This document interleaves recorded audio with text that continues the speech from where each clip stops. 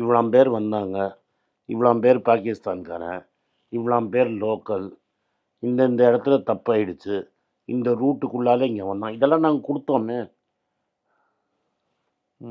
நீங்கள் எந்த ரூட்டில் வந்தான்னு கூட தெரியாமல் தடவின்னு இருக்கீங்களே.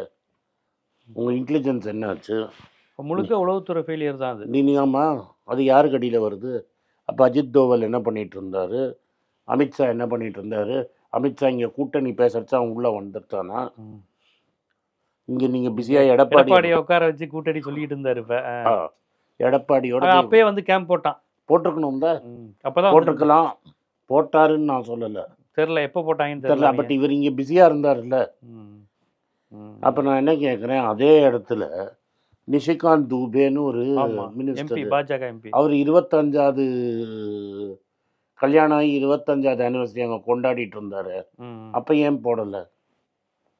அப்போ என்ன அப்போ எதாவது எக்ஸ்ட்ரா செக்யூரிட்டி கொடுத்தீங்களா? விஐபினா தனி செக்யூரிட்டி, சாதாரண டூரிஸ்ட்னா வேறு செக்யூரிட்டியா?